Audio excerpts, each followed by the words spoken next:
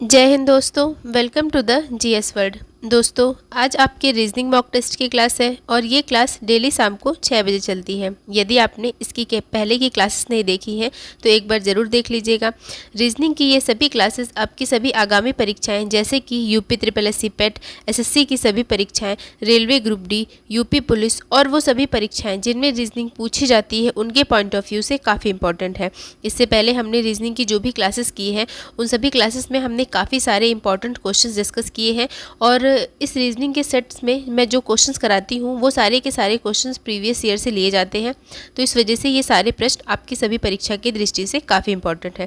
दोस्तों, रीजनिंग में जितनी ज़्यादा आप प्रैक्टिस करेंगे हर क्वेश्चंस की, उतनी ज़्यादा आपकी हर क्वेश्चंस पे क्लियरनेस आएगी। ठीक है, तो चलिए शुरू करते हैं हमारे आज की क्लास।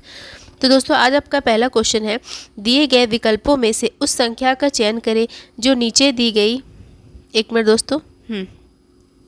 आज आपका पहला क्वेश्चन है कि दिए गए विकल्पों में से उस संख्या का चयन करें जो नीचे दी गई श्रेणी में प्रश्न चिन्ह को स्थापित करेगी। यहाँ पर प्रश्न चिन्ह दिया गया है, यहाँ पर आपको संख्या निकालनी है। तो हम पता कर लेते हैं कि इस सीरीज में क्या रिलेशन बन रहा है।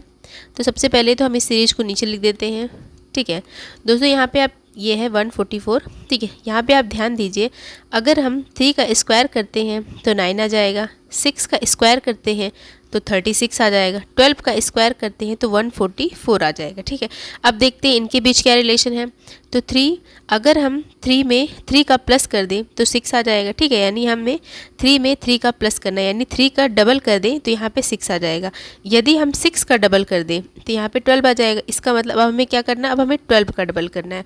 तो 12 का डबल क्या करना होगा, तो यहाँ पे क्या आएगा 24।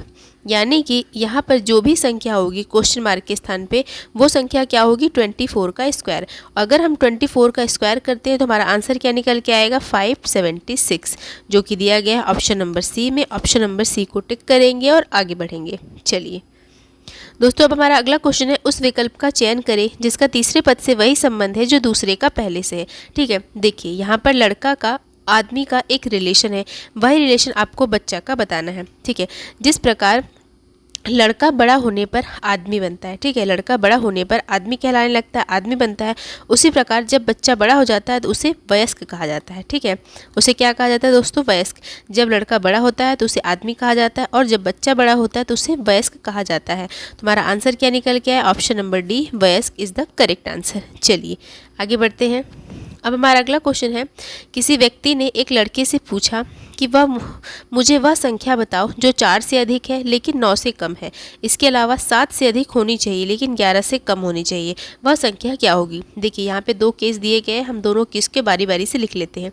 केस नंबर 1 कह रहा है कि किसी व्यक्ति ने लड़के से पूछा कि मुझे वह संख्या बताओ जो 4 से अधिक है और 9 से कम है। तो 4 और 9 के बीच में कौन कौन सी संख्या हम लिख लेते हैं, 5, 6, 7 और 8।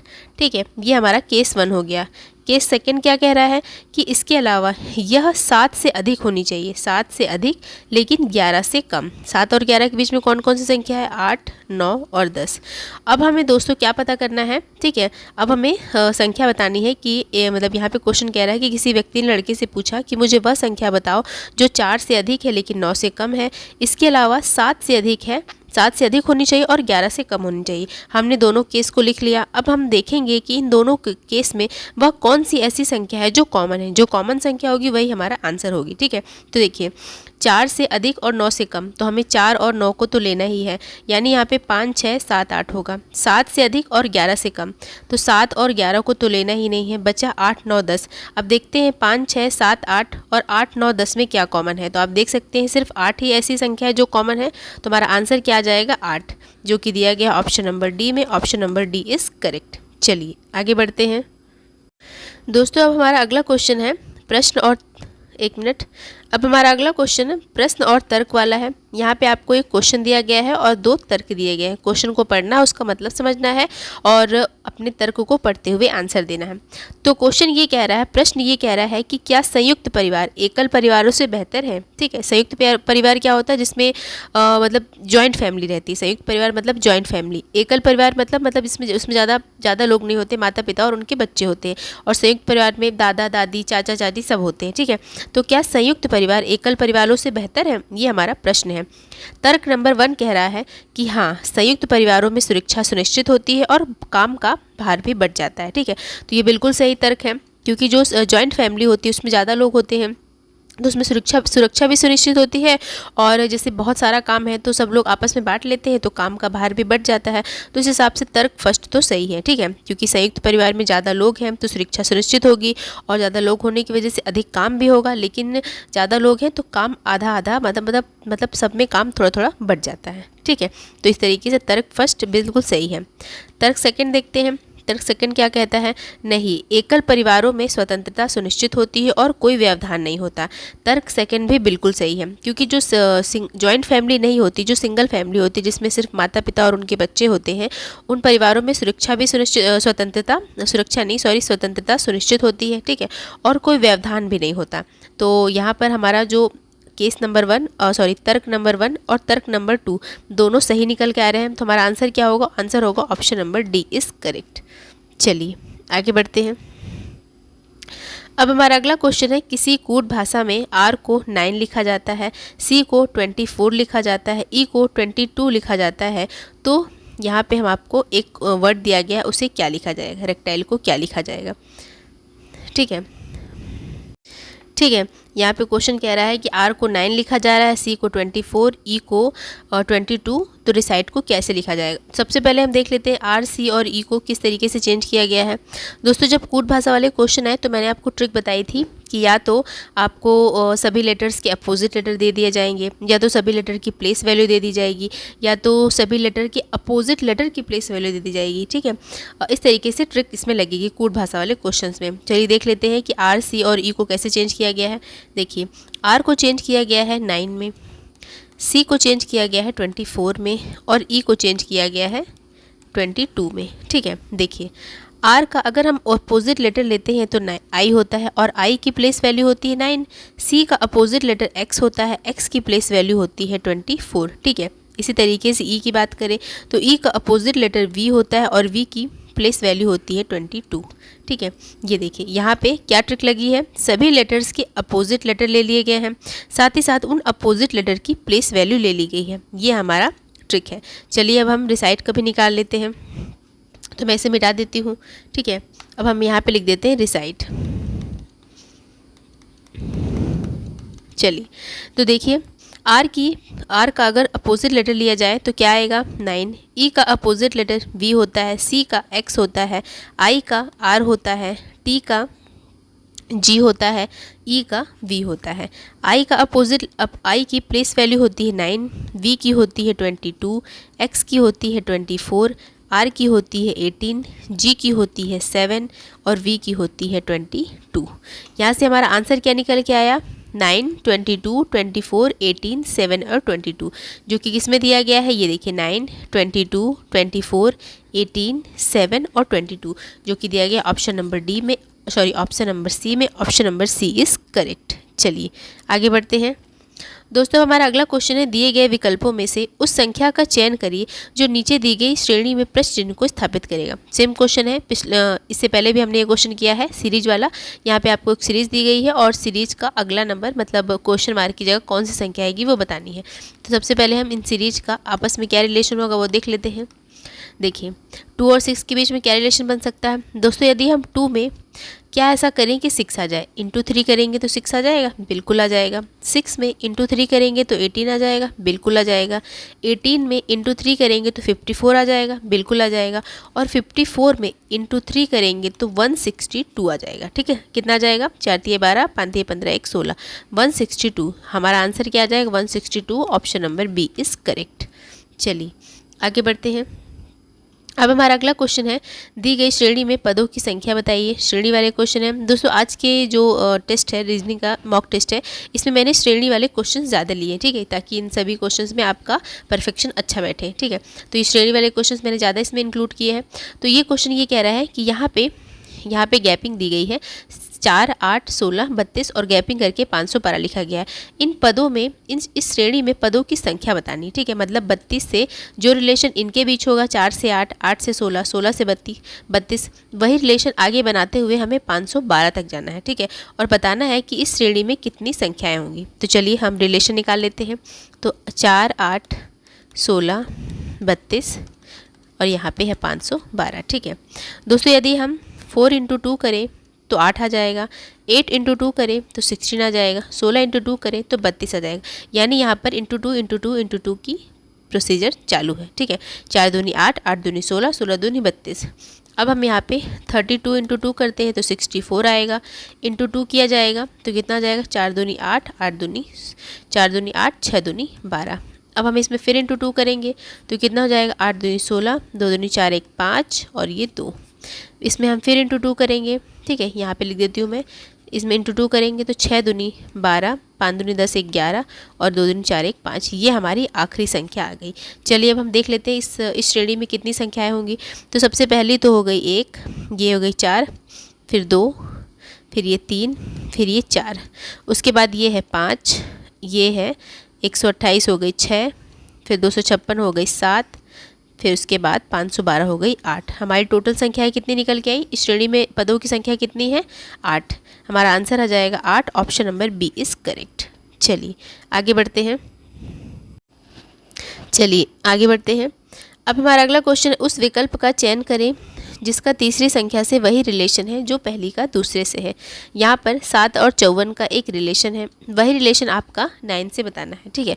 दोस्तों आज का जो मॉक टेस्ट है इसमें मैंने श्रेणी वाले प्रश्न ज़्यादा लिए हैं, साथ ही साथ A, B, C वाले से ज़्यादा मैंने इन संख्याओं वाले क्वेश्चंस को लिया है, ठीक है। क्योंकि ये सारे क्वेश्चन जो होते हैं परीक्षा की दृष्टि से काफ़ी इंपॉर्टेंट होते हैं। वैसे तो मैं जो भी रीजनिंग के सेट में जो भी क्वेश्चन कराती हूँ वो सभी क्वेश्चन आपकी सभी परीक्षाओं की दृष्टि से काफ़ी इंपॉर्टेंट है।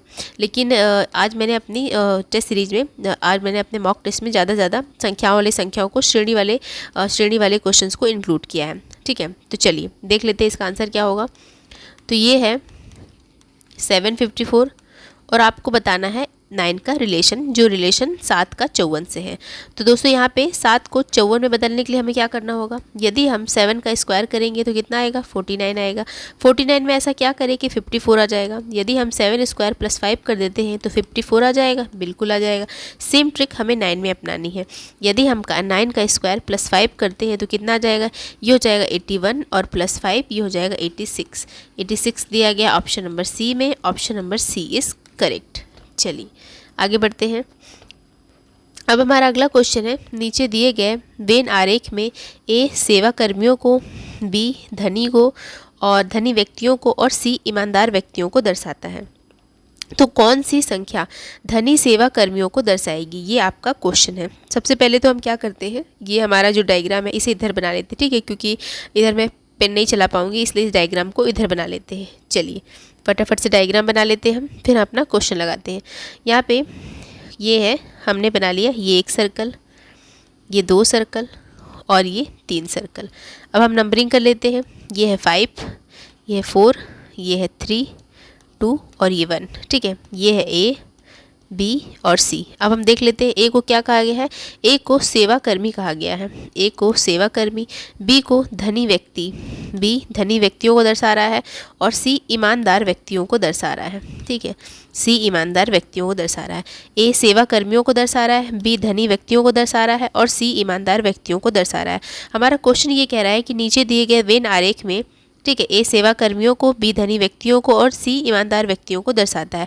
कौन सी संख्या धनी सेवा कर्मियों को दर्शाती है, ठीक है। कौन सी संख्या धनी सेवा कर्मियों को दर्शाती है, यानी आपको वो संख्या निकालनी है जो ए सर्कल में हो और बी सर्कल में, ठीक है। सी से हमें कोई मतलब नहीं है। ए और बी सर्कल में साथ साथ कौन सी संख्या है, तो वो संख्या है 4। ये देखिए, ये बी सर्कल में भी आ जाएगी, ए सर्कल में भी आ जाएगी, ठीक है। तो हमारी संख्या है 4। यहाँ से हमारा आंसर क्या निकल के आया है, 4, option number A is correct. चलिए आगे बढ़ते हैं। अब हमारा अगला क्वेश्चन है, रोहन की घड़ी में प्रदर्शित समय के अनुसार अभी 6:30 बजे हैं, ठीक है। हम यहाँ पे घड़ी बना लेते हैं। ये घड़ी बना ली हमने, ये है 12, ये है 6, ये है 3, ये है 9, ठीक है। और हमें क्या है क्वेश्चन क्या कह रहा है कि रोहन की घड़ी में प्रदर्शित समय के अनुसार अभी 6:30 बजे हैं, ठीक है, और घड़ी की सुइयां दक्षिण की दिशा की ओर है, ठीक है। यहाँ पे हम दिशा बना लेते हैं, नॉर्थ, साउथ, ईस्ट और वेस्ट। क्वेश्चन ये कह रहा है कि रोहन की जो घड़ी है प्रदर्शित समय के अनुसार अभी 6:30 बजे है और घड़ी की सुइयां दक्षिण दिशा में यानी इधर की ओर हैं। घड़ी की सुइयां क्या है, इधर की ओर नीचे की तरफ है, इंगित कर रही हैं। तो ठीक 24 घंटे के बाद मिनट की सुई किस दिशाओं में ठीक 24 घंटे के बाद मिनट की सुई दी गई दिशाओं में से किस दिशा की ओर इंगित करेगी, ये हमारा क्वेश्चन है, ठीक है। बहुत ही अच्छा क्वेश्चन है, चलिए फटाफट से इसको कर लेते हैं। यहाँ पे सबसे पहले हम समय बना लेते हैं। यहाँ पे क्वेश्चन स्टार्टिंग में ये कहता है कि अभी 6:30 बजे हैं, तो यहाँ पे हम 6:30 बजा देते हैं। ये हमारी एक सुई हो गई और ये हमारी दूसरी सुई होगी, ठीक है। ये 6:30 बज रहे हैं, ठीक है। इसको थोड़ा सा बड़ा कर देंगे, ये 6:30 बज रहे हैं, ये 6:30 बज रहे हैं।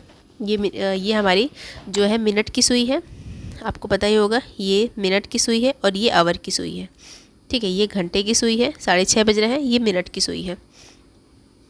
चलिए अब हम क्वेश्चन को एक बार फिर से रिकॉल करते हैं। क्वेश्चन कह रहा है कि रोहन की घड़ी में प्रदर्शित समय के अनुसार अभी 6:30 बजे हैं, बिल्कुल बजे हैं, और घड़ी की सुइयां दक्षिण दिशा में यानी नीचे की तरफ है, बिल्कुल सही। नीचे मतलब घड़ी की सुइयां दक्षिण दिशा की ओर इंगित कर रही हैं। तो ठीक 24 घंटे के बाद मिनट की सुई दी गई दिशाओं में किस दिशा की ओर इंगित करेगी, मुझे ये बताइए। जैसे मैंने ये घड़ी बना ली, ये 12 है, ये 6 है, ये 3 है और ये 9 है। यदि अभी 12 बजा है तो 24 घंटे बाद कितना बजेगा, 24 घंटे बाद ये घड़ी की सुई पूरा घूम के यहाँ आ जाएगी, यानी फिर से 12 बजेगा। तो जैसे अगर अभी यहाँ पे 6:30 बजा है तो 24 घंटे बाद भी कितना बजेगा, 24 घंटे बाद भी 6:30 बजेगा। और अभी जो इसकी सुई है वो दक्षिण दिशा में है, तो 24 घंटे बाद किस दिशा में होगी, 24 घंटे बाद भी दक्षिण दिशा में होगी, सेम चीज़, ठीक है। तो हमारा आंसर क्या निकल के आया, दक्षिण दिशा। Option number B is correct. चलिए आगे बढ़ते हैं। तो दोस्तों ये थी आज की आपकी रीजनिंग की मॉक टेस्ट की क्लास। उम्मीद है आपको आज की क्लास पसंद आई होगी। आज की क्लासेस में मैंने ज़्यादा से ज़्यादा क्वेश्चंस सीरीज वाले लिए थे, ठीक है। तो उम्मीद हो आपको आज की क्लास पसंद आई होगी। यदि हमारा वीडियो अच्छा लगा तो लाइक करिए, सब्सक्राइब करिए, बने रहिए हमारे चैनल के साथ। मिलते हैं अगली क्लास में। धन्यवाद दोस्तों।